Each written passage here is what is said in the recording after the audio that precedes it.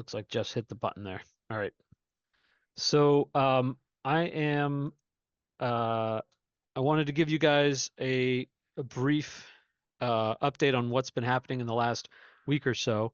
Um, let's see, I met with Eric from the superintendent, and basically I sent him over a list of information that I thought that we all needed based off of our conversation last week. And he sent over a response this afternoon. And I think we'll probably want to take a look at it, and also perhaps some of the models that I've put together, and I think perhaps Eric or Jeff has sent out to you guys, that we can update with some of this information. That was one of the things I wanted to do during this meeting. We also had uh, a, a select board meeting on Tuesday night, um, and I think it's worth noting that I tried to watch it. I could not watch it because the audio was broken in the recording.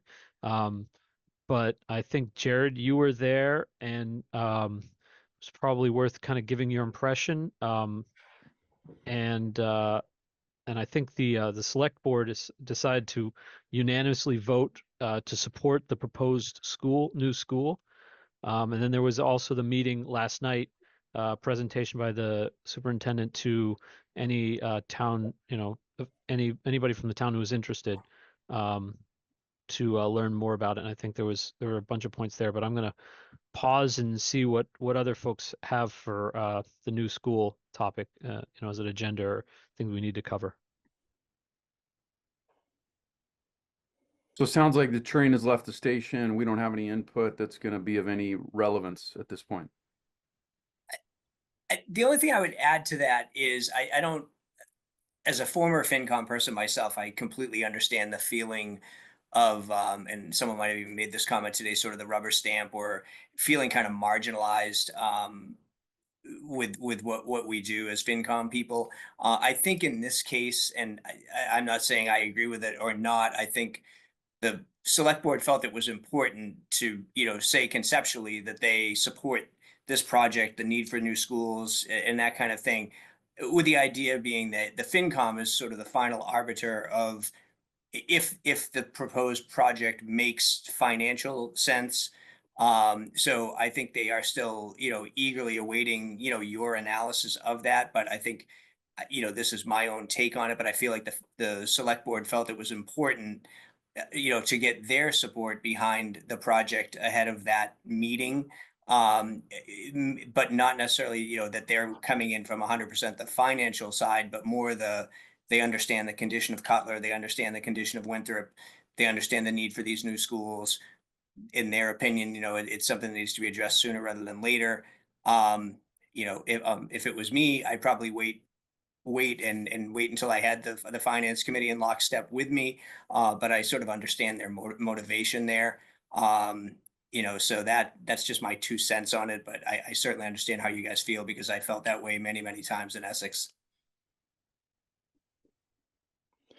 Yeah, I mean, Finn, I had the same technical difficulties that you did. I was listening online and I read the agenda item and it said vote on the new school. And I thought, gee, I better tune into this meeting, particularly since I'd missed the 5 board meeting because I had some dental surgery. So anyway, I was horrified. I got in my car and drove over to the meeting. And I placed, I think anybody who saw the thing, I placed an objection rather strenuously as a point of order. They just said, okay, we approve the project with no qualifications, and they acknowledged that they had no input as to the effect on the tax rate of their decision, and that was what was particularly upsetting to me, is they didn't even acknowledge the issues that Jeff just raised, and so I was very disappointed. And then they sort of stared blankly at me and said, "Well, go to the meeting tomorrow. All your questions will be answered." And and they were not. So anyway, it's very disappointing is all I have to say. But I guess we have to soldier on. I mean, for what it's worth, I don't, you know,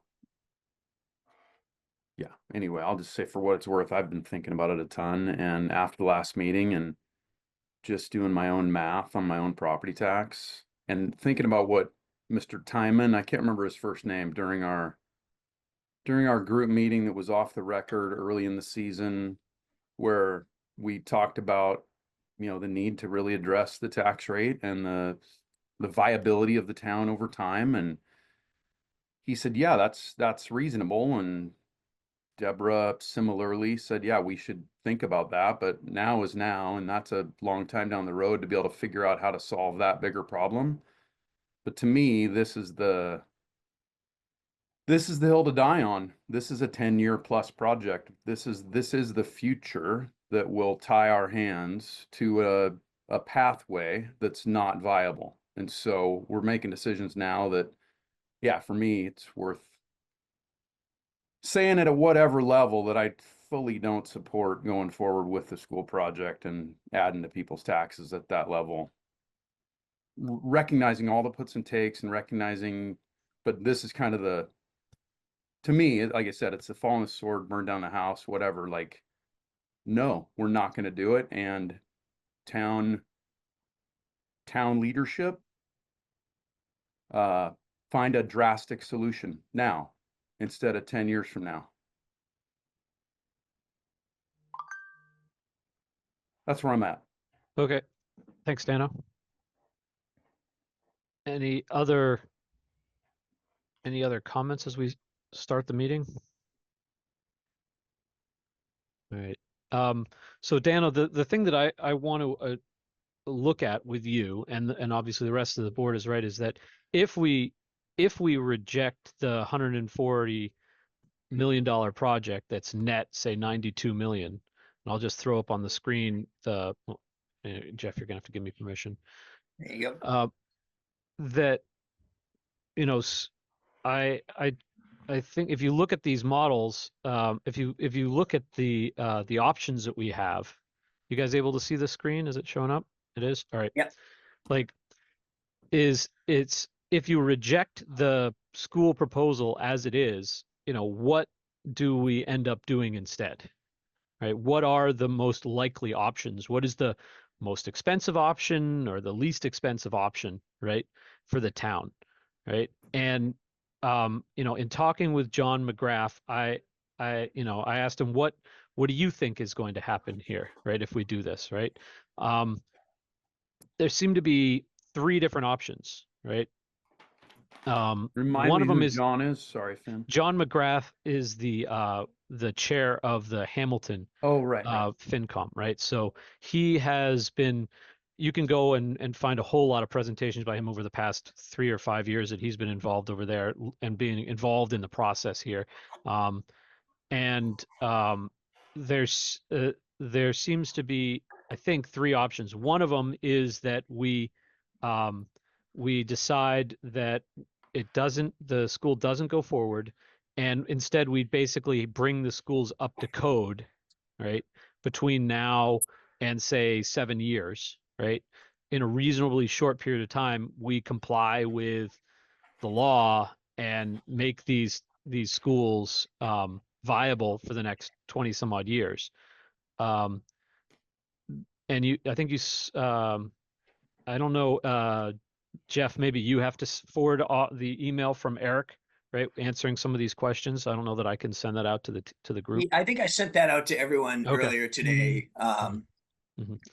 So what we have here is I think it's 46 or 48 million dollars to bring Cutler up to code, mostly having to do with being ADA compliant and safety related things in there. We don't have a number for how much it would cost to bring Winthrop up to code because they never thought about it as one of their 14 or 24 options for how this project might go forward. For whatever reason, they didn't do it. He last night he did reference like 48 for both. Granted, that was just a quick thing he threw out there last night, but if we were to even take 48 for the Cutler, the Winthrop code, that's the Yeah, biggest number I've to be heard. clear, it's 48 each. Yeah. Right. So he said it would be 40 million, 48 million dollars for each of those schools just to make them compliant with, with building code, right? And those two numbers combined are more than the amount of money that it would cost to build one new Cutler school for the town, for the two towns, right? We're talking $92 million for the new school net of this grant, and we're talking 40 to $48 million for each of these, right? Even if we tried to do it slowly over 7 years, right, it would be $94 million. And that would get us a building that was in code, but it would not give us any more classrooms. It would not upgrade any bathrooms. It would not modernize it. It would not give us capacity. It would give you two separate schools that are in 1950s buildings, right? That have ramps, that are up to code, but nothing for HVAC, nothing for plumbing, nothing for all that other stuff, right? Which is why I asked him, how much would it be to bring each of those fully modernized, right? To make those completely modernized. And he basically said it was going to be about $110 million each. Right. So we're talking an additional $60 million on each of those schools to get them from, up to code to a modern building. Right.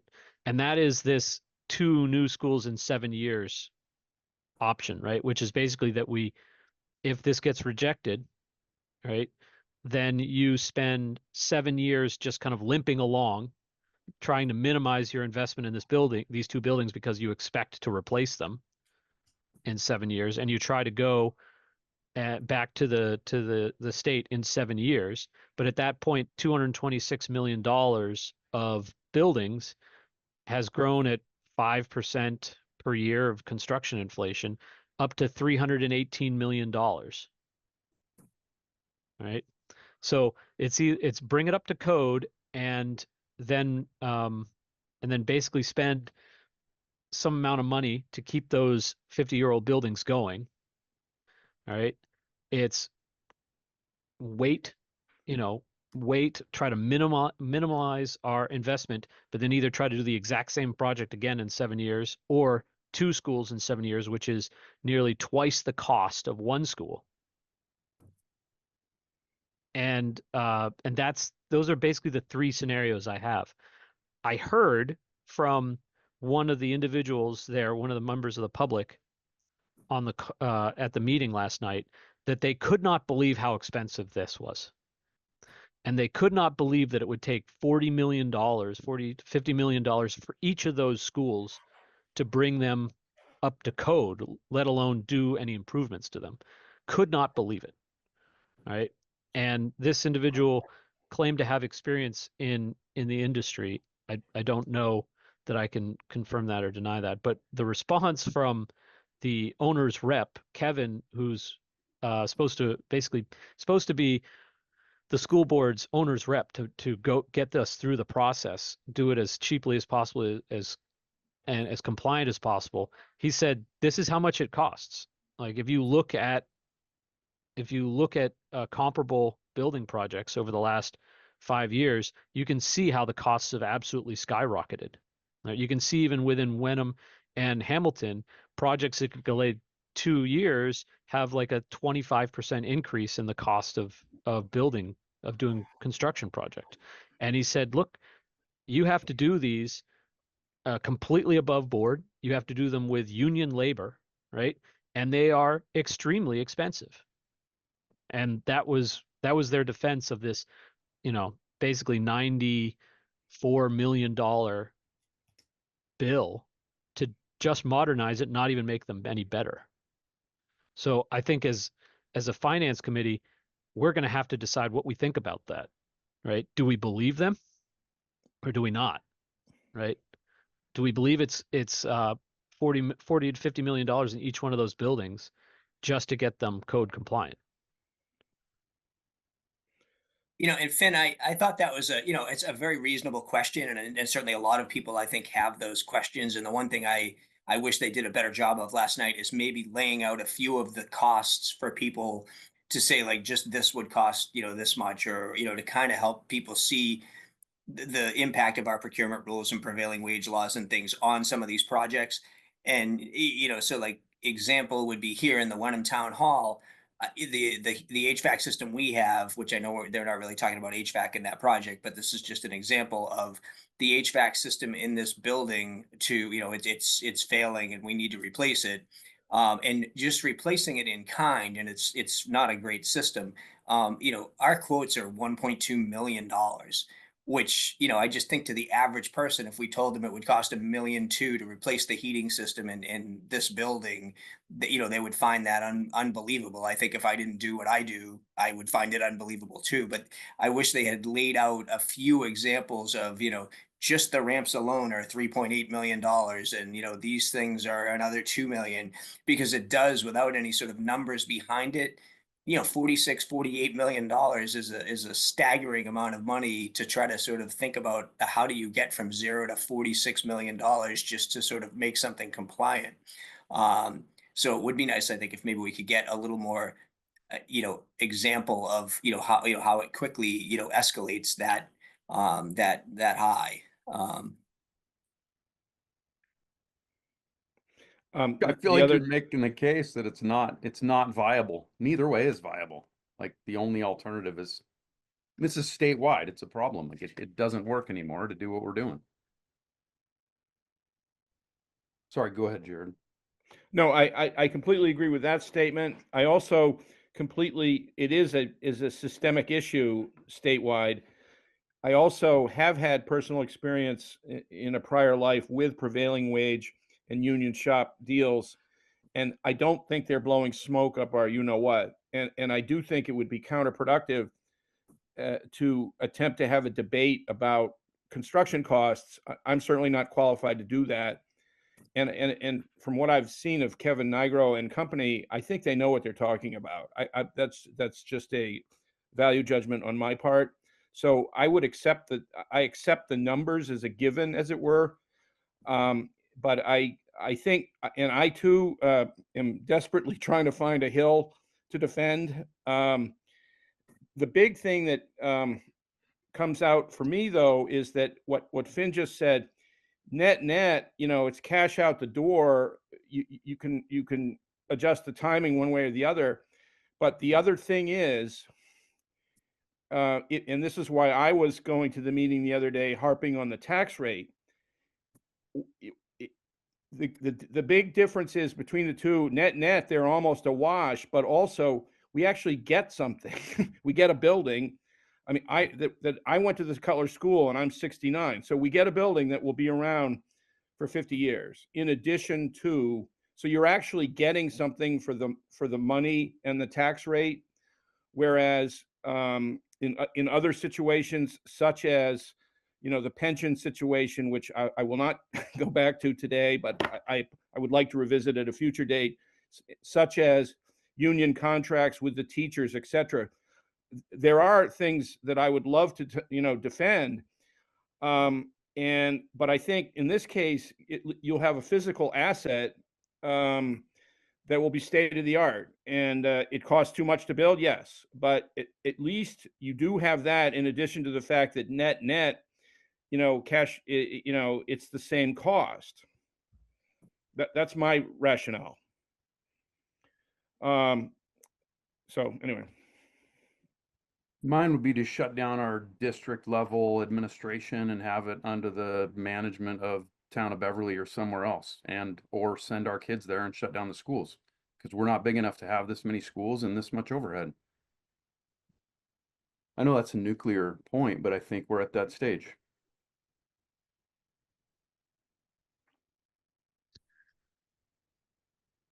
I mean, Dano, I don't know that I don't think that could be a serious proposal, or like for the ongoing existence of the town.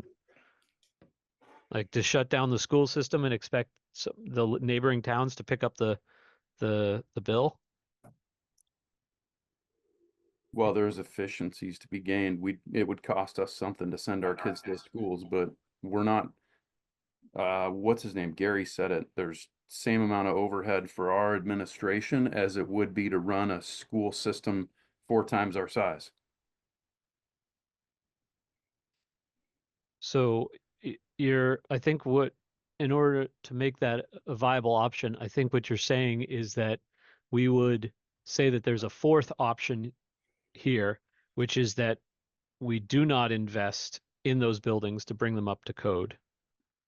And we have the school district merge with neighboring towns and then send our kids not to Cutler or Bucher or Winthrop because they aren't up to code, or Cutler Bucher, they'd basically be sent to Beverly or some other building that is code compliant. Is that right? Sorry, you're on mute, Dano. It's outside our purview, I think, to include a financial analysis of that option. And to your point, it's a bigger animal, but I think that's just where I'm at personally. So I'll get off that and let us make progress on this. Yeah, I think the big pushback also would be just on pure property values. There'd be a material decrease in our property values if we went down the Beverly route, I would think. So like a couple different ways to think about it from like a taxpayer perspective. How so? Yeah, my belief, and this is from my personal kind of experiences, like moved to this town for the school system and for kind of the fact that it is the Hamilton Wenham school system, not Beverly schools, not, you know, Manchester Essex, you know, what have you, all are kind of fine. But you know, we're in this school district for a specific reason. Well, I mean, I think you hit the nail on the head, David. Like that's where the town implicitly is landing. They're okay with $3,000 a month tax payments eventually, or not in the, you know, 2,000, and because of whatever perception of whatever quality of life here. And looking at my life 10 years from now, I won't be able to afford that, and I'm gonna have to move. I'm already making plans. Like I'm retired, but that's what they count on.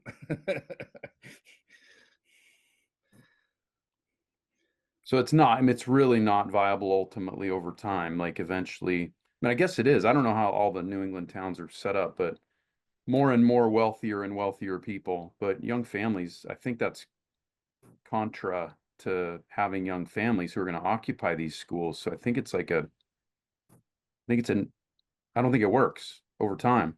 You price young families out of the market. And so you don't have anybody to go to your schools. So I hear you, Dano, on the ridiculous amount of cost that is associated with running the school in the town, right? It's you know, more than half of our budget as a taxpayer goes to fund this, right? And this whatever it ends up being, right? If I've heard numbers between 10 and 12% increase in property taxes as a result of this bond, you know, for 20 years, right, is not a small ask from the taxpayers. I'm just stuck with I don't see any purely financial, right? As I try to model this, I don't see any cheaper options than what they've proposed, right? Two schools, if you are really wanted there to be two schools, right? If people, and I know that people in the town want it, you know, you're talking about the difference between 143 million and 226 million. So that's another $80 million, right? Um, that it would cost, right, for that to be possible, right? We're talking about the difference between basically if you use the same numbers, it's 92 and 204 million. Like you're talking about adding a huge amount of cost to keep two schools. I don't see that as a viable option that the finance committee or anybody else would say, based purely on financial, it makes more sense to spend another $80 million to keep both. I don't see that as financially viable, right? So the as proposed with one school sounds much more viable to me, right? Whether we do it now or some in the future. I don't see how two schools can make any sense.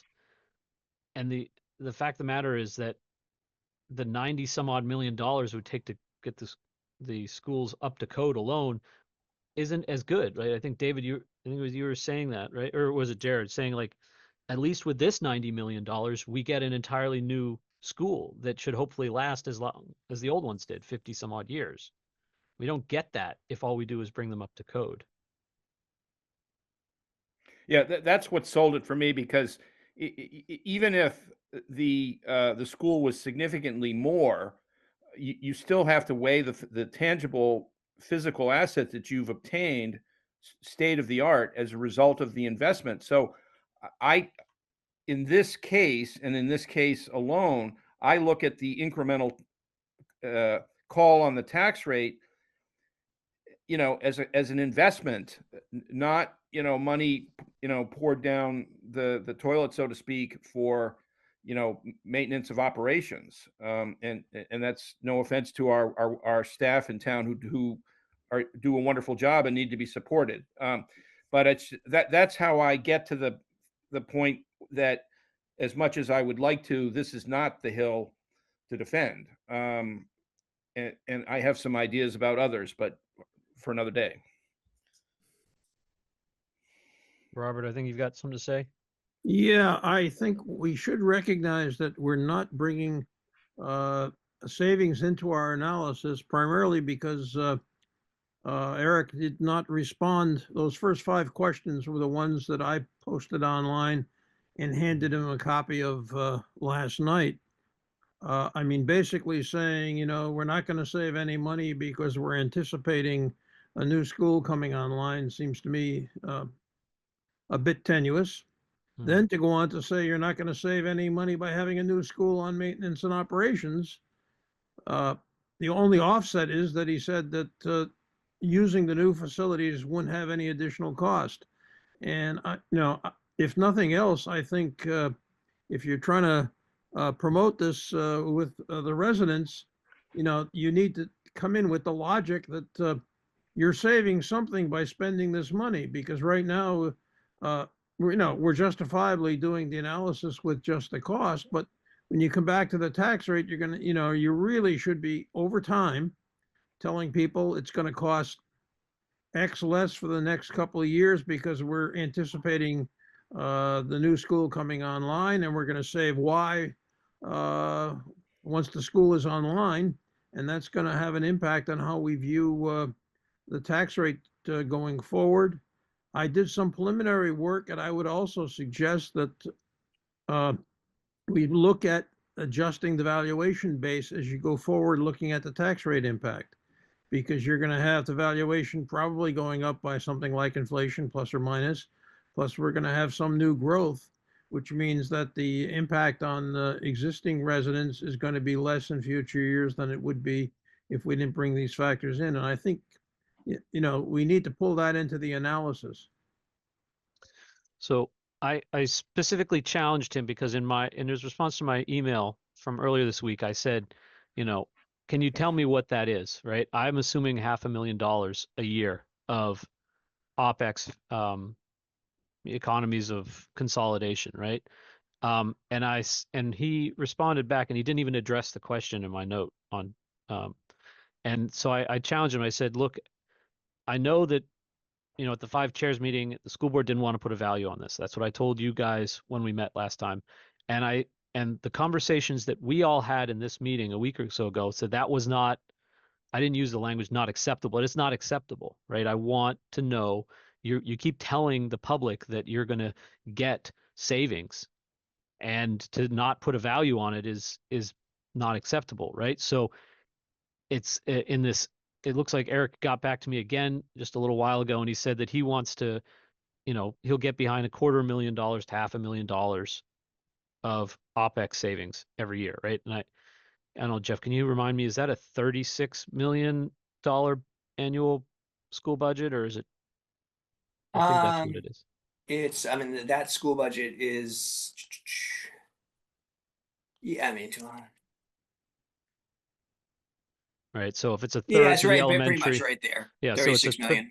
Yeah, so if 36 million, it's a third to the elementary, a third to the middle, and a third to the high school. So $12 million budget for the elementary school.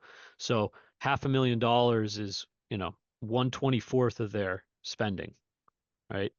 Call that 2%, right, of their OpEx budget savings, right?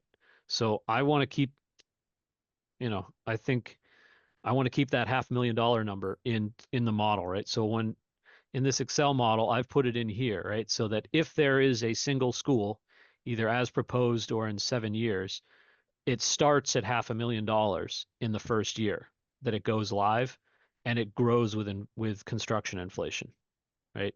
So, or in, sorry, is it? I think it's a construction inflation. So it becomes, 5 million, $500,000 and 5% the second year, and $500,000, and it compounds that way out in the model, right? So you can see it going here as proposed in, we make the first bond payment here in 2027, but we don't actually start working in the building until 2028. And then you have $500,000, which then grows so that in the end, in 30 years in the future, it's at almost $2 million of annual OpEx savings. So I probably quibble a little, like I generally agree with that assessment, but like I feel like we shouldn't be assuming that this OpEx continues to grow 30 years out. Like there's probably a date where you kind of like start to retire the usefulness. Um, yeah, I thought about that. And the question here to me, David, was like, all right, if you had two buildings now, you would spend $500,000 more. If you have two buildings 20 years from now, right, mhm. you don't have that economies of scale, and the value of a dollar has crept up over the years, right? And you're now having to fix, two HVAC systems instead of one, right?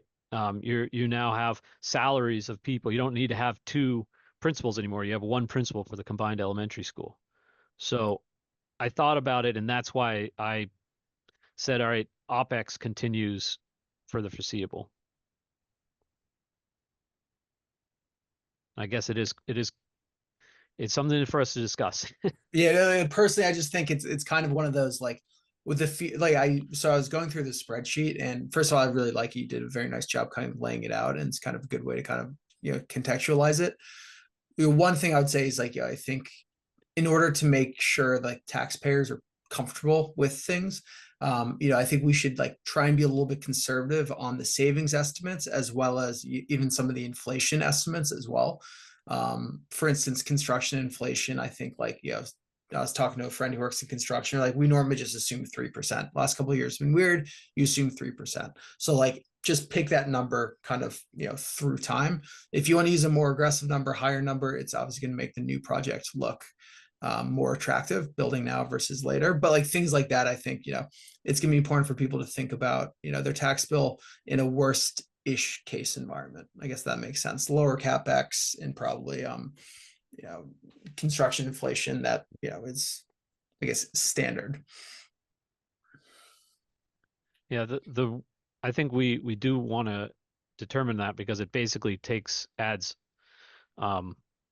almost $20 million to the cost of a $50 million project, right? In 7 years with 5%. And if we made that say 3%, right, it would save $8 million from that number in 2034, right? The thing that I want, if you look at what John McGrath's does, the slide deck that I put together was like 5 slides, and there's no visuals, and I did not make it pretty.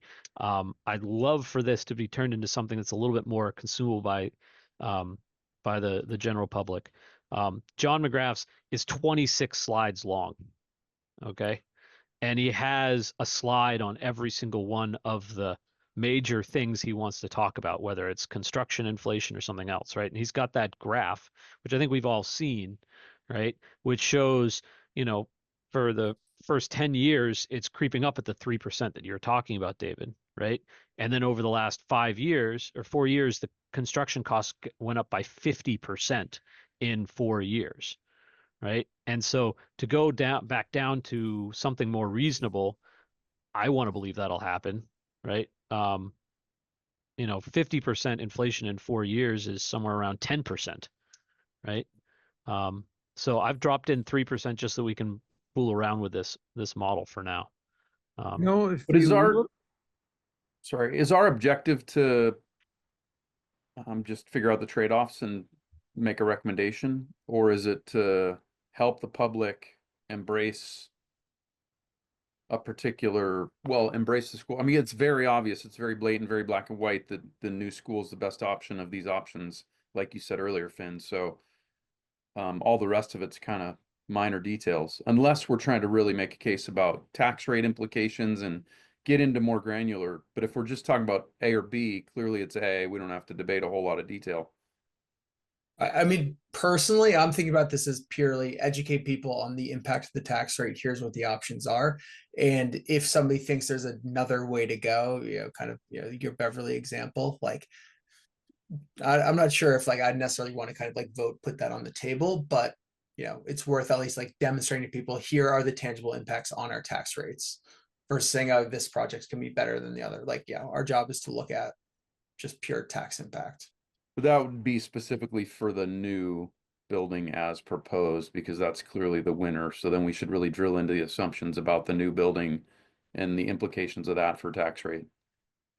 I would agree that we want to give those details, but Jeff, can you keep me honest? What is the select board going to ask us to actually say? I think they want an official opinion from us on the proposal. Yeah, and I think one of the things, and I think you're kind of doing it here, and I think to David's point a little bit, you want to sort of show that we didn't just approach this and say, well, assuming inflation is going to be 9%, and like just completely skew things so that it's like there's no way that it could be anything other than the new school. I almost feel like it's more like if you folks run through almost like stress testing it and saying, even if like I'm looking at your model, the Ford deck tab you have on your model that does the like, it highlights in green whatever is the best solution. And even when you switch the inflation from 5% to 3%, the green bars stay the same, the numbers change, but the number one ranking still stays the way it is right now. I think folks would want to see that you kind of looked at the assumptions and made it clear that you didn't just take every assumption as gospel. You looked at variables, whether it's discount rates, whether it's inflation rates, interest rates, any of those things, and said, hey, we tested this thing out 20 different ways, and this is the model that made the most sense. And that's why we're endorsing this particular project over waiting and doing two schools later, or just bringing them up to code, or whatever it might be. That's the primary sort of recommendation you would have. And then I think as the finance committee, you also have an obligation to the town, sort of to what Dano advocates of saying, I want to make clear that you people understand what you're signing up for here. This is what the next 5, 10, whatever years we show on a table that shows you this is what year one of the first year of the debt payment would look like, and and here's what the next 5 or 10 years would look like, assuming certain changes in the operating budget and operating revenues. Here's sort of what it looks like if you're someone who's the median taxpayer, and you're somewhere in that, I don't know, $15,000, $16,000, $17,000 range a year, this project alone is going to bring you from 16 to just under 18, and then this is what it looks like in 10 years. We want you to just be completely aware of what this path, the path that you're on is, because I think Dana might have mentioned it at the quintuple meeting, but I think people tend to look at the fiscal years in a vacuum, and they're not always thinking it out to the future. And that's, if I was a resident, that's what I would be wanting, my finance committee to be sort of explaining to us. Yeah, like in the spirit of that observation, with which I agree, when do assuming this starts on whatever the schedule is, when do the first bond payments hit the tax rate? So typically how it's going to work is that we are, we're not just going to take out a $92 million bond in year one, especially in this rate environment, because rates are a little higher. So what we'll probably do is take out, chunks of cash in short-term financing. There's a program through the state called the State House Note Program, which is, basically short-term year-over-year financing. You just refund them each year until you get to a final point where you actually go out to market and sell a municipal bond in the market. But right now we're estimating the first real bond payment might be 2028, but there are going to be short-term interest carrying costs on some portion of that 92 million. That's our net cost. You are allowed to get MSBA money along the way. You sort of submit reports, progress reports, and things like that, and you get chunks of money from the state. But certainly we'll be borrowing, tens of millions of dollars pretty quickly just to get rolling, I would think. And then, like I say, 2028, fiscal 28 would probably be the first year that we had, our first amortized bond payment due. And the numbers we've seen so far are looking at sort of a descending bond payment structure, so kind of a level principal payment structure. So year one is the worst year because you're paying a level principal stream. And by the end, you're paying a much lower payment at the end of the 20-year period. And we tend to end up doing that because it greatly minimizes interest payments over time, but it certainly makes that first year a lot more painful. So if I understand that correctly, the effect, so to speak, on the taxpayer of the bond payments, when they get the bill in the mail, will not hit until 2028? Not in full effect. You'll pay, the project all in will probably take a couple of years to Yeah. finish. So maybe we'll, let's just say we do short-term financing for $45-50 million, or so. I'm speculating here, in year one, at the end of year one. So if we did that, if we started the project at FY25, July, we started in July of this year, and in FY26, excuse me, if we took out short-term money through the state program, that first payment wouldn't be due until July of 26. And that might be, like I say, for maybe half the proceeds. And then somewhere along the line, we take out additional financing, and that would probably be due, July of 27. And then by, July of 28, December of 28, we would be, paying the full effect of all $92 million of a full, municipal bond. But, I mean, roughly speaking, probably half of an interest payment due in July of 26.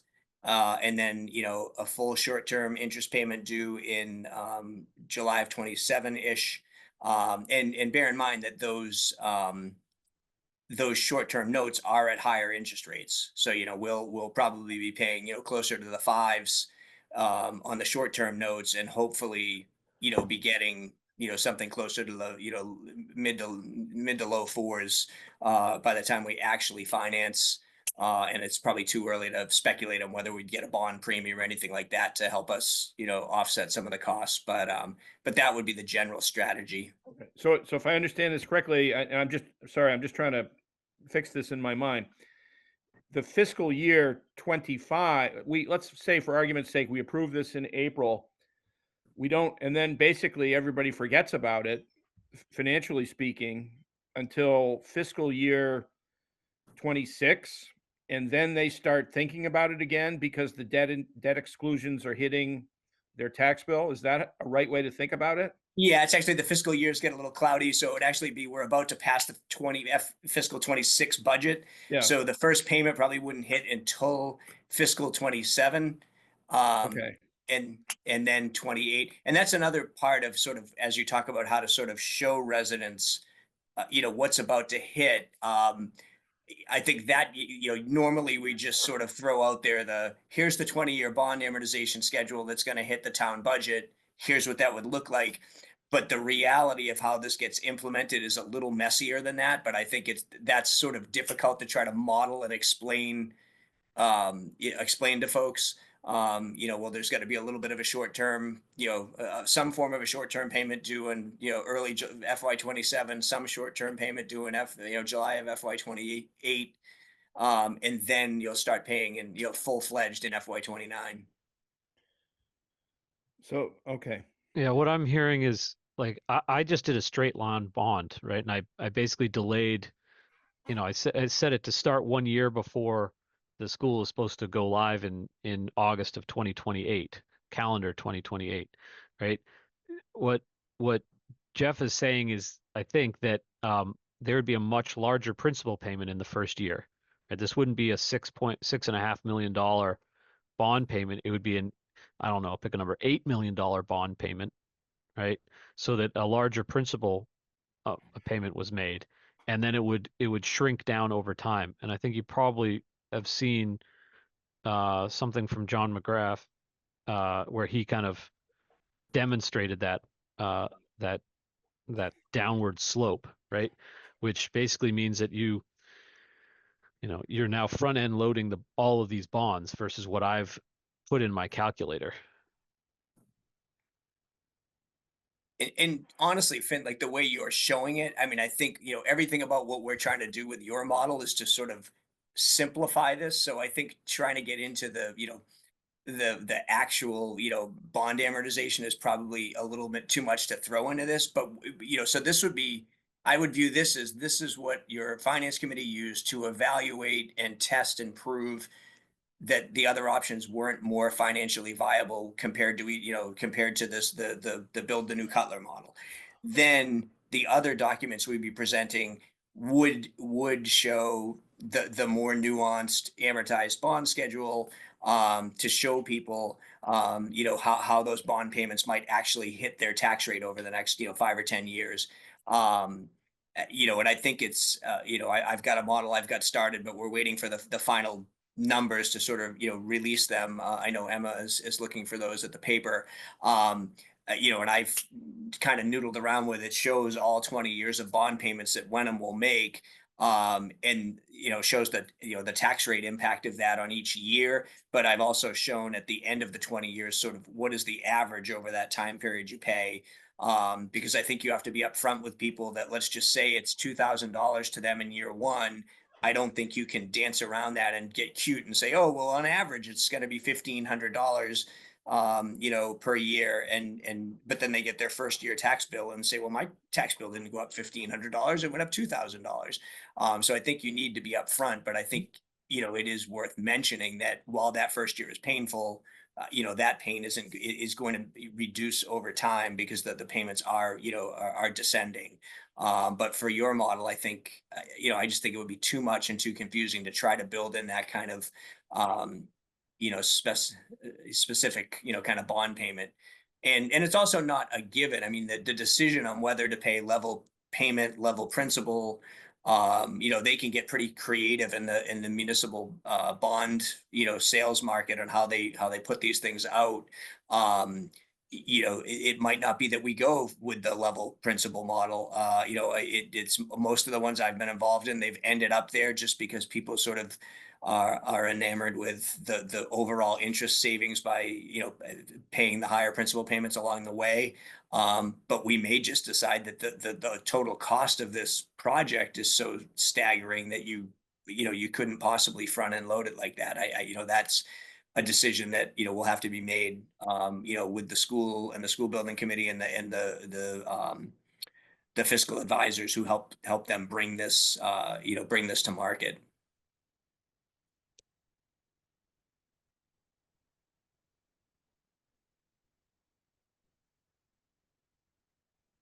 What's just another somewhat tangentially related question. What's the like fee that we're expecting to pay on this bond issuance?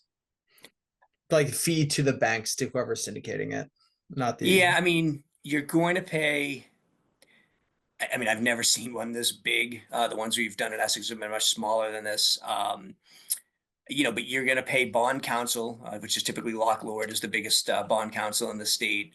They're going to get, something that's usually going to be on a point basis on this. There's usually like a minimum fee and then, whatever, a 3% fee or something like that. The fiscal advisor will get paid. I don't know enough about what their contracts are to weigh in, but I can certainly ask Vinny, what are the exact costs on this? When typically the ones I've done, in the past, usually we've received a premium that basically covers the issuance costs and returns a little bit to us. So it might not, obviously there's a cost to that as well, in the form of future interest payments. But it does minimize your cash flow up front. Yeah, that'll be a future conversation, but like those fees are going to be like, a huge driver of just like overall costs here. So squeezing those lower and lower, I think would be helpful. So Yeah, I would have to assume that as the the size of these things get a little bigger. I mean, usually, like I say, in Essex, there were smaller notes, so we were really kind of paying some minimal fee structures. Like we had to, meet a minimum amount we had to pay them. I mean, this is such a large number, that hopefully there would be a scale on it that it's not just 5% of a $92 million bond. It's something that's a little bit more reduced given the size of it. Yeah. But yeah, we'll have to see. But it's certainly not. It's certainly a material cost. There'll be no question about that.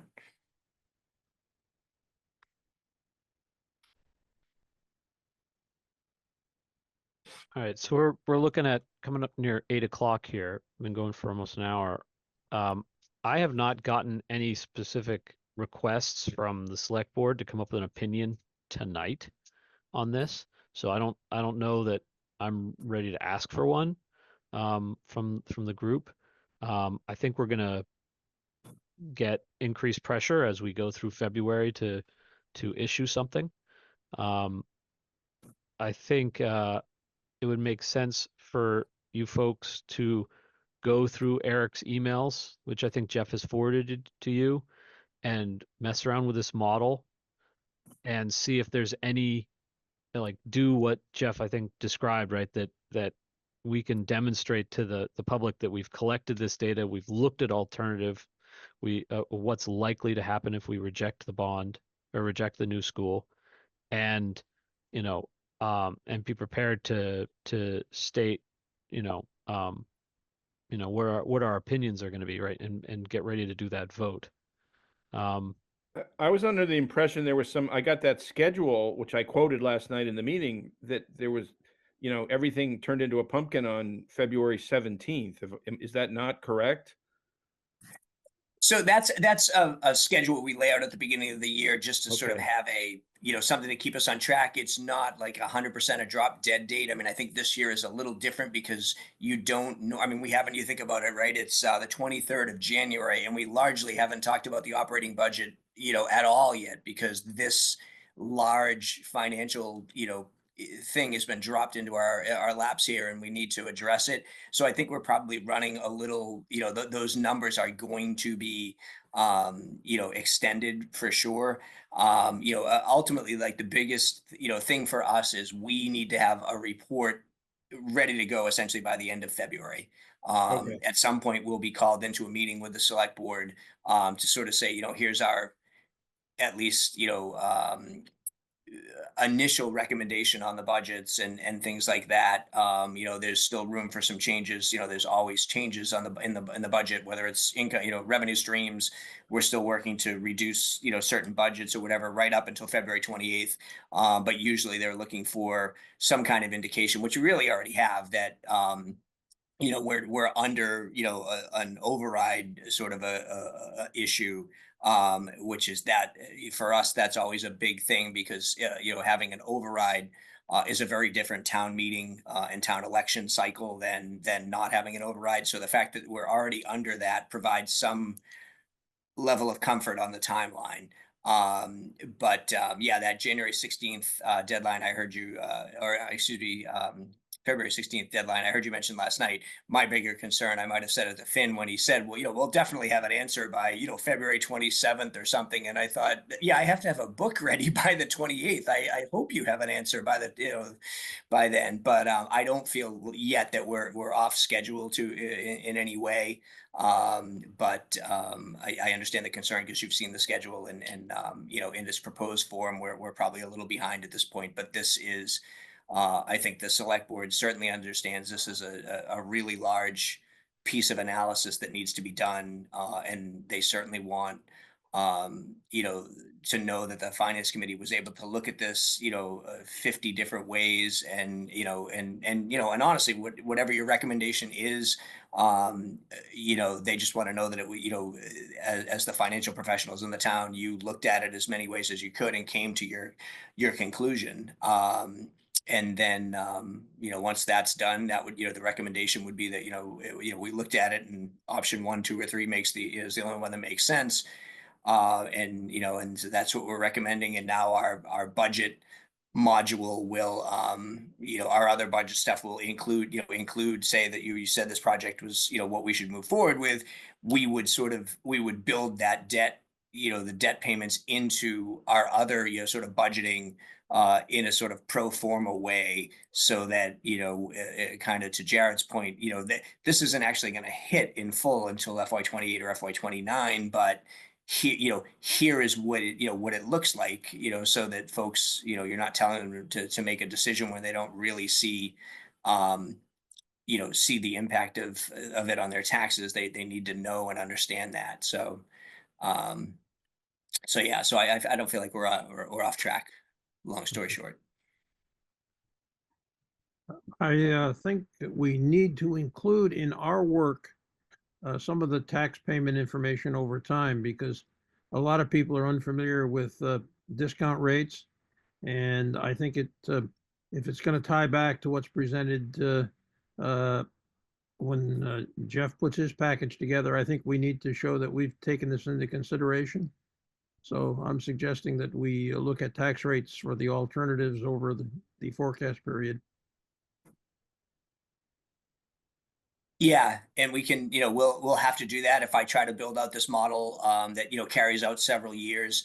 For folks, we'll have to make assumptions around, how much the operational budget will grow, how much local receipts will grow, assumptions around new growth, and all of that will tie into, a growth of tax rates themselves. All of those things will have, I always have to put sort of a disclaimer, on the bottom that says, the reality is that assessed values will not, there's no way in the world that they will go in lockstep with what we're projecting here, but we don't really have any other way to analyze but to say, we've decided that, assessed values will go up whatever 3% a year, or something like that.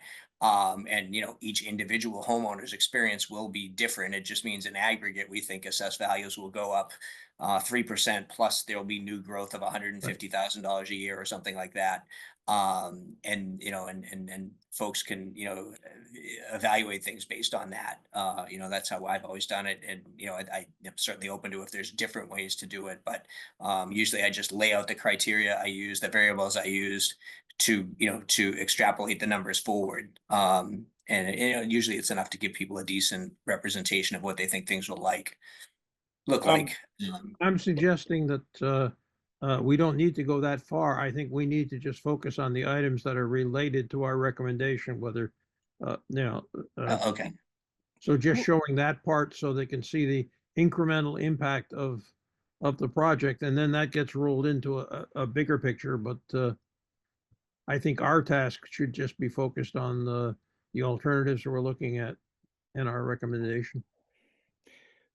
So if I understand you, Bob, you're basically saying we need to have some sort of quantification of the likely payment in July of 26 and July of 27th, and then the first one in 28. Right, and then relate that to what its impact is on the tax rate during that period, including, as Jeff has pointed out, whatever expected growth we have in the base from inflation and from new people moving into town. But for each of the alternatives, it's basically just adding another line to the bottom of each of the models to just show what that impact is. Actually, 2 lines. You have to add the valuation, and then you can calculate the impact of the payment in that year, net payment in that year. Jeff, last night, who was it? David Nigro that was saying, oh, sorry, Mr. Ward, but I promise we'll have the numbers by such and such a date. And is he he gave the impression that he was just waiting for the last figures from the state, at which point we could then plug those in as the final baseline. And I'm just concerned that they forget to get back to you, and then, Finn's traveling or so, and 3 weeks go by, and then all of a sudden it's crunch time, and, hurry up and approve this. No, so what will happen is, so they met with the MSBA, I think last Friday, and there was sort of some last minute changes around, like, silly stuff that, somehow they said you've got to reduce the size of your cafeteria and increase the size of your gym, or vice versa, something like that. So they had to go back to the drawing board, rejigger the design, is my understanding, a little bit, and that'll get resubmitted to the MSBA. And then they'll redo the calculation. So is it $142 million project and, 50 million of grant money, or, does it turn into, these changes turn it into a $144 million project, but it's, 54 million back or whatever? They'll have those final numbers. I think what he said is they were supposed to meet again on Monday, but it was definitely this upcoming week they would meet again. As soon as they have that, the next thing that they do is they turn those numbers over to Hilltop Advisors, who is the school's fiscal advisor. They're the folks that help them, do their bond analysis and that type of stuff. They will then update a bond schedule, which, I have the last one they did that's on a number that's not, quite the accurate project number, that breaks out what the 20-year Wenham schedule looks like, what the 20-year Hamilton schedule looks like. So that, in my mind, we should have that by the end of next week, if not that following Monday. And that it's on everybody's radar. We all know we need it. So not just us, but Hamilton as well is looking for it. Emma and the paper have been asking for that information. So everybody's well aware of it, and I don't see it as a situation where we're going to be here in 3 weeks going, geez, I wonder where, is that information going to ever come out? I mean, I'm going to be sending Vinny an email tomorrow that, asks him about issuance costs, asks him for a little bit more information on how he thinks the short-term debt will be issued. And then I will say, and, what's the latest update on the MSBA funding and the final project and bond numbers? So, we'll stay on top of Vinny for that. So yeah, I don't think it's going to be an issue, but we'll stay on him.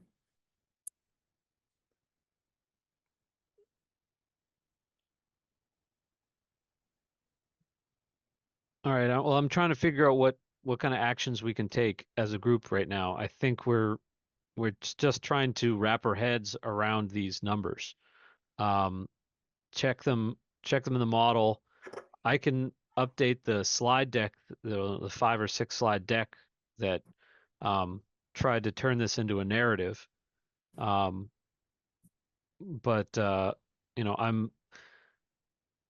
one of the things we're going to need to do is be ready to issue an opinion sometime in February, probably. Right. Be ready to kind of defend it in writing, right? With some sort of communication that goes out in the warrant book, right? And then be ready to talk about it in person at the April town meeting, right? And that basically means coming up with the right information at the right level for general consumption by the public, which are tasks. And hoping, in the spirit of hoping to make this simpler, just thinking about the language in the opinion, it's my strong view that the opinion should say, this is an opinion as to the financial impacts of the proposed project, okay? And that we, quote, express no opinion, because last night, as to the qualitative aspects, which there was considerable citizen concern about, how come we can't have 2 schools? I want 2 schools. I don't want a big school. Those are all qualitative things, which I just don't want to have. I don't want to have you do 25. I mean, John McGrath did that unbelievable deck, but at this point, we don't need to do 25 decks. Okay, here's how 2 schools look, because that's a qualitative. I think we agree that whether we agree to do the project or not, I think we agree that financially, this is less money than 2 schools. So I just don't want to get us into a qualitative debate, which is entirely legitimate for the citizenry to have, but just say, look, this is the numbers as to this decision that was made by the school board. Mhm. I don't know if anybody feels differently, but I just wholeheartedly agree on trying to keep it simple. Finn's put in a ton of work and it's really helpful. I just would hate to see it not be of use. That's why I'm, yeah, particularly worrying about the tax rate and really wanting to make the case to the public about what their tax rate's going to be. Just will we actually have a platform to do that? Like I said, hate to have Finn or us spin our wheels.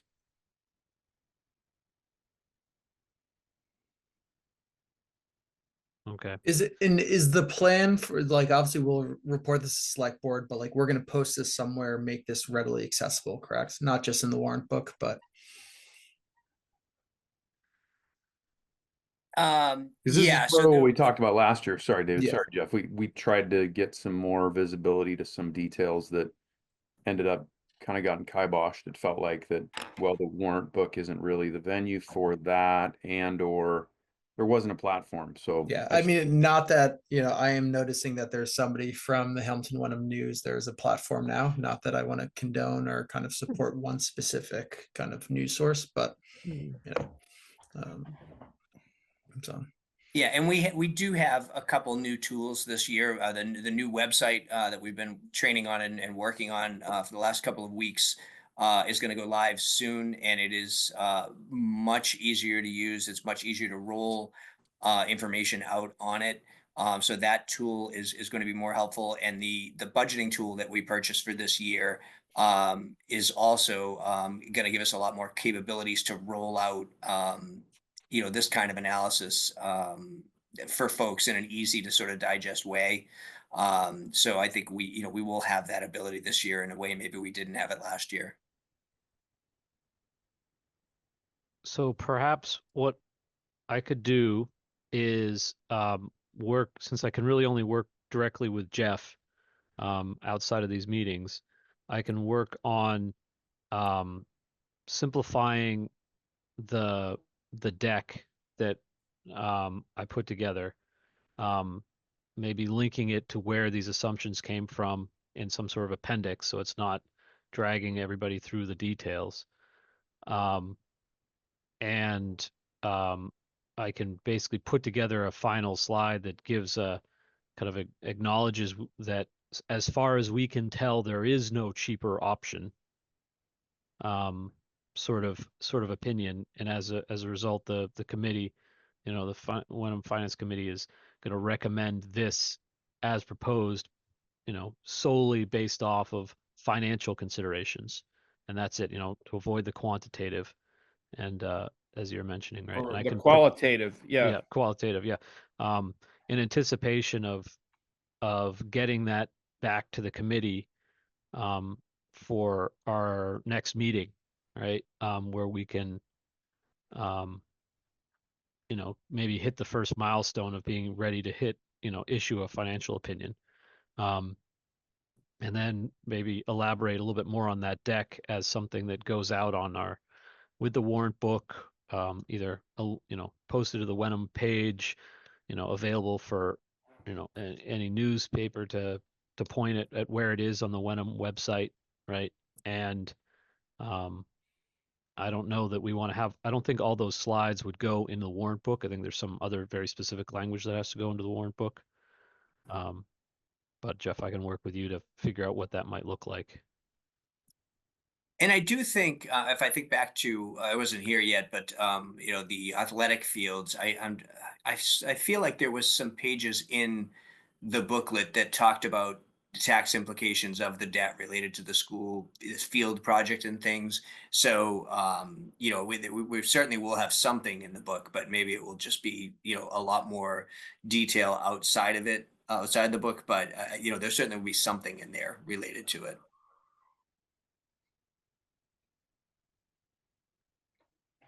Okay. Well, I'm seeing that it's 8:12. I think I've got some actions to take before we meet the next time that I can work with. And I don't know, we could maybe, if unless anybody has an objection, we can move on to the second item on our agenda for the day, which is taking a look at the, the regular operating budget for the town.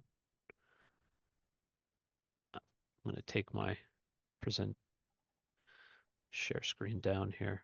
I don't know what time folks can commit to keeping this going. I can probably go for another half an hour at least, personally. just I'm go okay ahead. with that. Yeah, I'm fine with that. Same. Folks seeing the budget. This is the FY26 budget here. So on the operating budget, I guess a couple pieces of news that have come in the last week or so. One is that today the first round of our state aid. So state aid is a process that the governor releases a budget which contains the state aid numbers, and then it goes through the House, the Senate, conference committees, whatever, before we get to the the actual number of what our state aid is going to be. But the initial budget from the governor looks like our state aid, which in our budget here we're carrying, as flat, is probably going to go up about $25,000 as compared to the prior year. So if you're looking at this screen, our state aid was about 565,000, but it's actually reduced by the above the offset of 159, almost 160. So the 565. So net we're at about 405,000 or so, somewhere in that range. It's going to go up to, at this point, it looks like about $430,000. So that's a little bit of positive news in the budget cycle for us. We usually tend to keep it static at the prior year number, as it works its way through committee, because it's interesting. If I look at them, year over year, the governor number comes in, it goes up in the first, in the House, it comes down in the Senate, it goes up and down. And so until we get the final conference vote, you just don't really know what it's going to be, but usually it ends up being a little bit more. And usually it's somewhere around the governor's number by the time it all rounds out. So hopefully at the end of the day, that is $25 to, $25,000 to the positive for us. On the less positive side, we have been told we don't have a budget yet from the Essex Tech. But we do know that our students have increased from 16 to 18 as of the way that school budgeting works is all schools look at what their enrollment is every October 1st. And based on the enrollment of October 1st of 2024, our students have gone from 16 to 18, which means our overall percentage of the district has gone from 1.14% of that Essex Tech to like 1.22 or something. So we're probably looking at something in the range of $25,000 to $35,000 additional in the Essex Tech budget, where we were only looking at maybe a $9,000 increase. So those two, I think, are pretty much going to largely just wash themselves out when all is said and done. So there will be a lot of those sort of little changes here and there through the end of budget season. But I would say, we're still, if I'm looking here, we're still under the levy limit, as we look at it now. And that's, with some changes left to be made.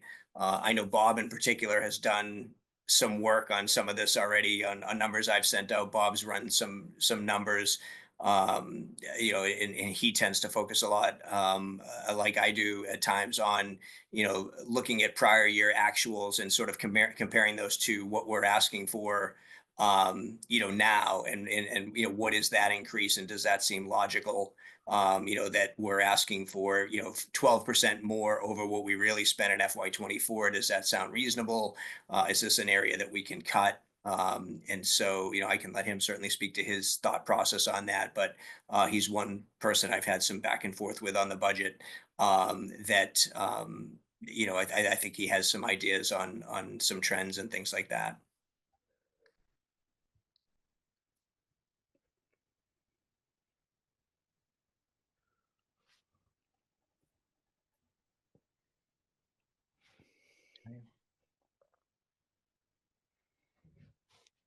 lose? Oh, did we lose? Bob? Oh, no, I Oh, wasn't there you sure are. if You're you wanted right to under me. comment. Never mind. My concern is what Jeff mentioned, plus also because of the rapid change in the rate of inflation, doing some analysis, looking over a longer time horizon than you might, just because things have a habit of having to catch up in some cases they lead. And that was part of what I was thinking about in terms of the analysis, looking at various categories over a multi-year period to see how they compared.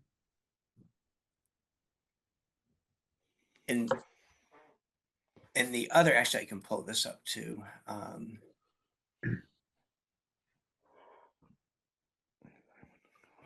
Right. So this municipal comp data, if we weren't doing this school, this would be my hobby horse for the year, right?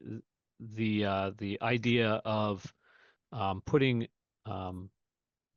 these comparable towns and at the department level so that we can see how much does it cost other towns to run, the highway department, the town hall, all those different divisions, right? And is it reasonably close to what Wenham is, it costs for us to run Wenham? Um, I think Jeff, you were saying that at one of a meeting or two ago that you had these comparables, that you were sending them out to the department heads to kind of give you some thoughts, and that you would be coming back to Yeah. us with their response ahead of us really starting to dig into it. Yeah, and so actually, and I think I just pulled up the comps for you. Some of the comp data I've been working on. I have been a little delayed in that, so I'm still working with the departments to get that out. But I've spent a lot of time with Steve to just make sure we're getting the comps right. And so I think you should be able to see right now the sort of what I call my criteria page. So basically, what we're doing is we scrape from the state what all of us file financial reporting that rolls up to the state and is in a fashion that we can um compare and contrast. And so what we've done is we've sort of said, like, let's look at towns between 3,800 and 5,200 in population. But at the same time, there are communities that, are geographically, close, that also sort of need to be considered, comps for us as well. So, this page I can kind of adjust, and then that swings over to, this is the set of data, from the state that we go through, and you can see this is based on the criteria on the other page. Here is who our comps are. And one of the things that I think we need to look at to some degree, is the things that folks that are way out in, like a Berkshire County. Is that really a good comp for us or not? I mean, actually, Lennox is a higher end community out there, so maybe it is a good comp for us. But Dukes County, is Tisbury, is that really a good comp? I mean, even though it's within the size range, it's obviously much more expensive to do things, down on the vineyard than it is, here. Jeff, So maybe sorry, this is per road? no, this is just my comps. This is my data. So yeah, I don't know if you probably can see, Dano, I have, like, this is just the comparable data, and then, like, the But other the spreadsheets. tab is called per road. That's what's throwing me off. Oh, I thought it was on the comps. There is a per road, which is per road, mile, that we're building out, Can but you we're just, pop it over to per capita? yeah. So here's per capita. Just roll it. I don't know if I built this out completely yet, so let me just see. But yeah, the idea is going to be, I think I can do it this way.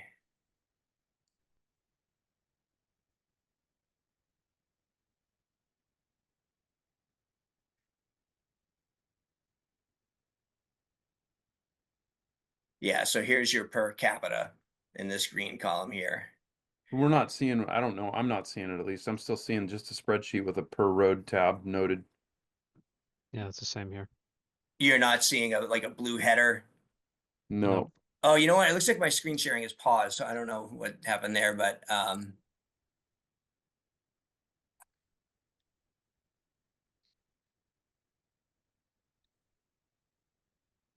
While we're waiting for that, Jeff, can you draw any conclusions yet from your studies? And I mean, I haven't really dug into it too deep yet. I don't know why. Stop share. Let's try this again.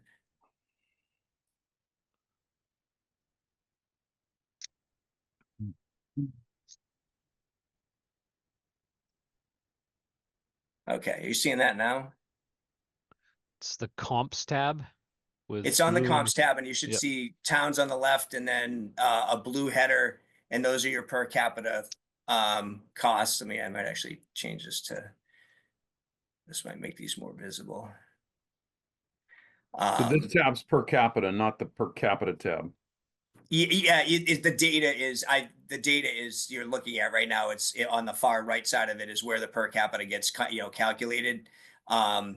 I haven't built out the other tabs yet, but this is the data. So in Avon, the general government is 525 per capita.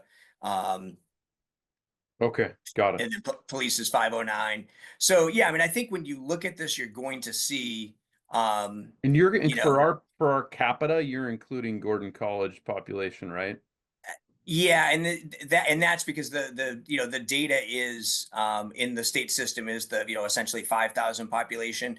We can, and that's one of the sort of the other steps is I can put a Wenham in there of like 4,000, which is really more the true population. And you can see obviously we're Well, at 3,500, I think, but it's like it's the from the clerk it was like 3990 something, or it was just under 4, and because the Gordon College was 1,007 or something like that, and so it pushed us right we were just under 4 and it pushed us right over 5.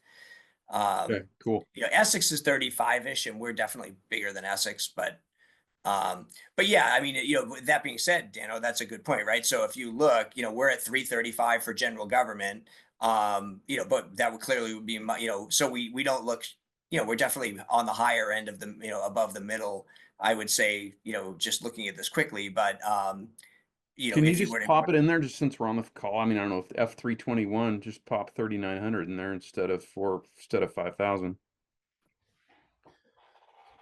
Looks like you're dividing by F321. yeah, so let me just do minus.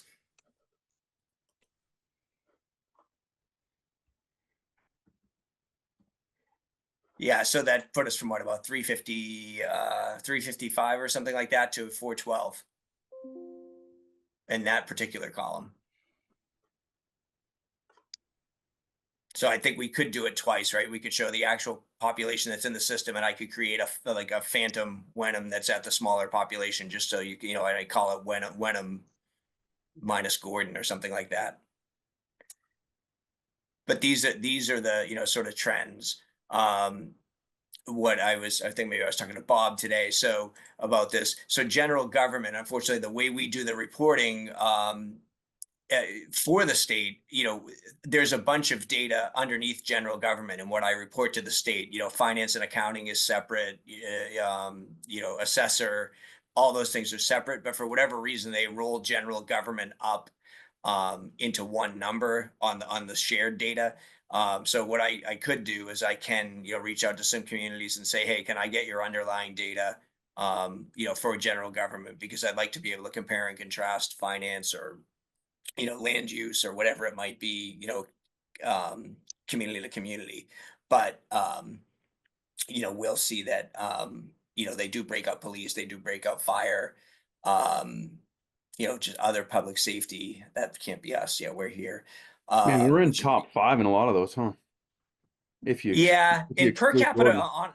honestly for small towns, per capita is hard in a lot of cases because like the example that was always given to me is sort of like a town needs of up to 5,000 needs a certain police force. You need a police chief, you need Well, two that's people the on whole each ball shift. game right there. It is. It's hard to make it work per capita.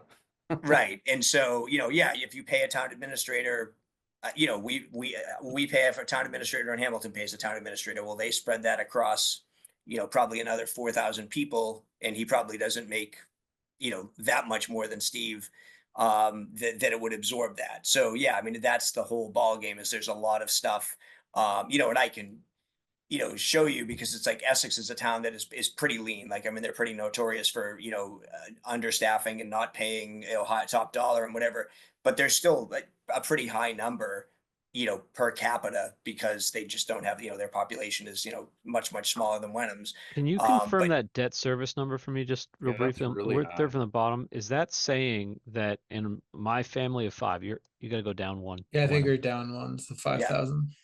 Is that saying in my family of 5, there's $25,000 of debt service every year just for Wenham? I mean, it's dividing it by the number of, it's dividing the total expense, and let's just try this out. So actually now I have to multiply this by 4,000? 4,000, right? That'd be a $20 million. That's the number over there in column X. Yeah, 21 million. So we're not paying $21 million in debt service every year. Just look at that. Well, that's total expenditures getting duplicated there. Looks like total expenditures 21 million. Yeah. Yeah, because there's no way our debt number is actually good. That That's looks one more like area our we really- entire town budget, 21 million. I think, yeah, there might be an issue there. Yeah, it's duplicated actually. So it's the VLOOKUP is wrong. So this is 15. And this is 15. Yeah, so as you can see, this is still a work. Mhm. What is other public services? Other public safety, sorry. So in Essex, I know it would be like harbor master and things like that. Here, it would be ambulance, certainly would be something, but that's something is this is all kind of going astray on me here. That's what happens whenever you present a spreadsheet. We've all done it. Yeah, something's definitely, yeah, because so that, I mean, yeah, it's not 11,888. I'm almost like I want to open this up again or something. I just switched this main tab, so I have a feeling I've completely messed something up here. Let me go back to, let's just go look at this. So absent, since we're down to the last 15 minutes here, Yeah. Jeff, as I was saying, like absent the new school project, this is what I would have chosen us to spend all of our time on this year, right? And a lot of people like to talk about the mill rate or the tax rate in a town, but that's really just a numerator denominator, and the denominator is almost arbitrary, right? Which is the value of the tax value of all the property. The numerator, I think, is what's the most important, right? How much money do we actually have to shell out as a community every year? And to know or know that we are paying a reasonable amount, right? Or know that we are not, and discuss it, right? Would really be a lot more helpful in convincing folks that the budget is reasonable, or that the finance committee is has looked through these numbers. We've got a limited amount of wiggle room. We've done what we can, but we are paying way more than our neighboring towns or our comparable towns in this, that, and the other. And that's where we think the select board or the town should be focusing on savings going forward. Gotcha. Yeah. Yeah, or I mean, frankly, even to get to Dana's point, thinking about some of these kind of like bigger picture conversations, merging police forces, fire, groups like this as well, where kind of the fixed cost benefits would actually be better at higher populations. Yeah. I mean, clearly, I mean, I know for Essex, I think I kind of felt the same way Dano does of, I just projected it out and thought, I don't see how we can be a town in 20 years. I just don't see it. Like, I don't, we're going to have to be part of Gloucester or something. I mean, the numbers just, as you extrapolate them out 20 something years from now, I don't know how we can continue to do it on the backs of, 3,500 people and 1,100 households. And the numbers aren't much different here. So it can't hurt to make those cases to people. And I think, if I can straighten these out tonight, and get you the pro ratas for tomorrow, or the per capitas, excuse me, it starts to build that case. It's, I mean, it sort of makes the case of, it doesn't necessarily mean you're mismanaging your finance department or your police department or whatever, but you can't afford to have one for, many, many years into the future when you just start, dividing it by 4,000 or 3,500 or whatever the case may be. It's difficult to maintain moving forward because the numerator continues to grow and the denominator is not largely changing in towns like ours.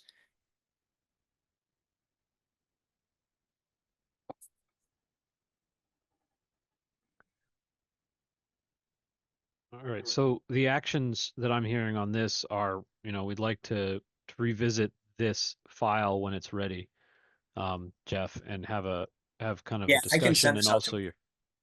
also be interested in your findings, right? What you're seeing as you go through this, right? We're doing this entirely by capita, right? And I think you've got that per road tab, which means that, there are different divisions of the highway department in Wenham versus the highway department somewhere else. It does make more sense to do it versus per road.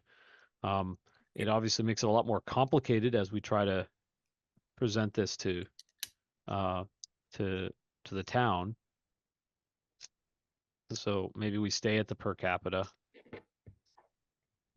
Yeah, I mean, For I the think it first would year. be, I mean, sometimes I think it helps if you, I'm sure I've used the example many, many times, but, Essex DPW versus Manchester, Manchester's is much more expensive, but they also do, a lot more things.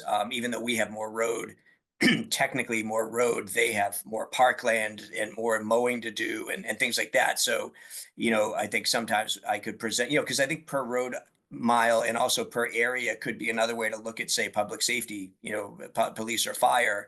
I It think the doesn't question really. is whether we're trying to analyze the efficiency of our government resources, or if we're trying to analyze the impact on the people, the tax impact on the people. Because your way is efficiency of government resources, area, road, etc. I think what's more interesting to our people is how much is it impacting their taxes Yeah. per It person. would be a lot easier the first year, Dano, to stay at the per capita rather than trying to come up with some unique KPI to each division of the government, right? Of the local government, and say we're going to do it by area for police and by, road mile for the DPW and by, da da da da da for each one. If we stay at the per capita, I think it gets what you're talking about, Dano, and it's going to make it a little simpler this first year as we try to roll it out.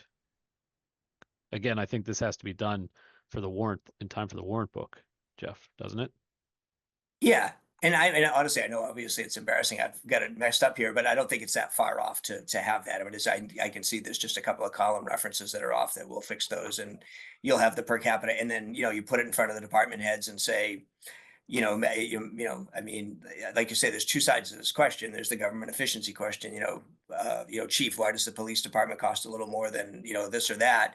But yeah, ultimately people are like, all I know is I'm paying, this much per, on my tax base, for police or for finance department or for whatever. And it's more than I can bear. It almost doesn't matter that I'm running my department efficiently. If it's costing somebody $200 a year, it's going to seem expensive to them. All right. So I think you can put these numbers in front of people, but we're going to need a lot of commentary, right? To, as you compare a town, right, across the 5 or 10 different breakdowns of the different departments, major departments, right? Why are we okay with Wenham's number being larger than town X, right?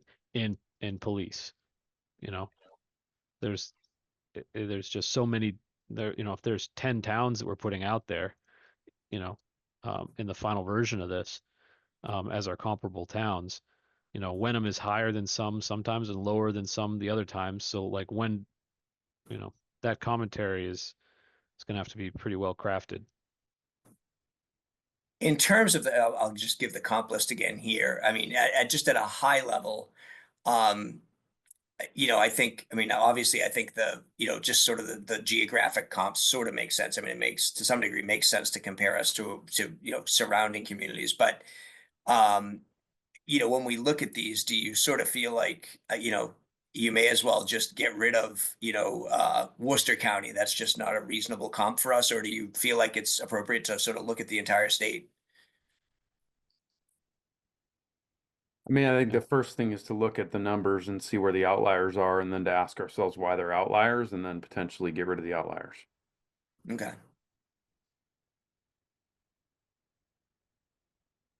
All right, well, let me, I can work on tweaking this to get the per capita. We'll leave it at that for now. I mean, I think, um, some of the department heads, as I send these numbers and they talk about, their per capita number being high, they may say, well, geez, if you think of how many roads I have, or, they may delve into the road miles or the total area of the town or whatever as part of their, um, sort of rebuttal, if you will. But, we'll keep it simple and just keep it at per capita. But all right, so I'll make a commitment to finish this up so I can get this out to you guys tomorrow to look at the per capita numbers. You can give me your thoughts, and I'll start talking to the department heads about, their thoughts on it. And they've heard it before. They've heard, certainly if the police chief here hasn't heard it, he's heard of his, fellow police chiefs in another town nearby having to answer these same questions. Speaking of the department heads, and not to derail us, we're out of time, but we had talked about at some point telling them, hey, find a way to shave 5% so that we can cover the cost of the increase. Yeah, and we do Did actually, that happen? we do have pretty Okay. much from everybody, like what does a 5% reduction budget look like? So I can share those too. Are you gonna send that via email tomorrow? Yeah, that might take the weekend because I might have to compile that into some stuff, but we can get Okay. you that. All right. Okay, so best thing I can think of us doing in the last 5 minutes of this is figuring out when we're talking again. Does anybody have any calendar concerns about trying to do same time next week or some other time? My only concern is that we have the meeting after Jeff has gotten the final numbers from the school. And I know that's a moving target, but I'd hate to have the meeting and then like 2 days later, oh, look, we got this. So it's I mean, next. the only counter I might have to that would be if we did, for some reason, we didn't have school, those school numbers. We certainly could use the time that night to focus more on the operating budget side of things and Fair enough. circle back to the. Okay, to well, the- that's a hope then. I understand we need to finalize the operating. Are we going back to Wednesday instead of Thursday? Let me take a look. Wednesday works well for me. Right,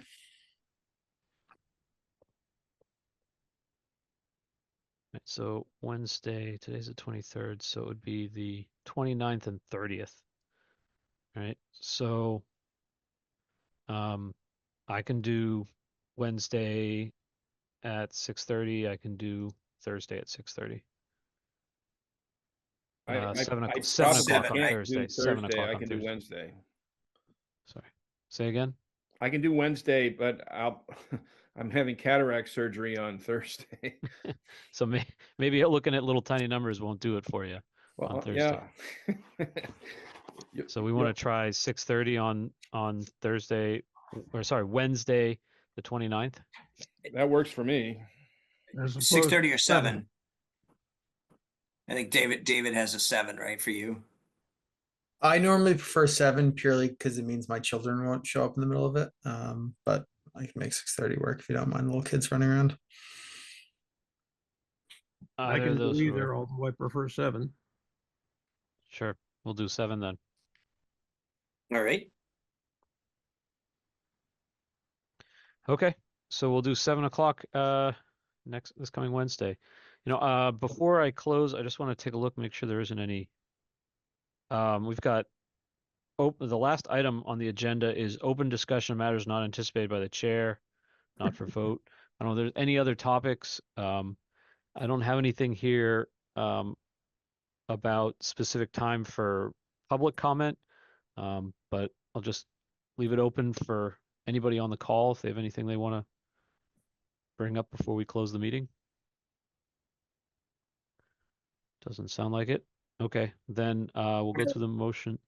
And then maybe, I don't know if we want to entertain it real quick, but we do have an open seat on that school building committee. That was being filled by Scott. So I don't know if anybody has an interest in filling that seat. They would be the voice of the finance committee on that school building committee, which will be working with the owner's project manager and things like that moving forward if this project were to move forward. So maybe something to just think about. All right, we'll look for volunteers next week.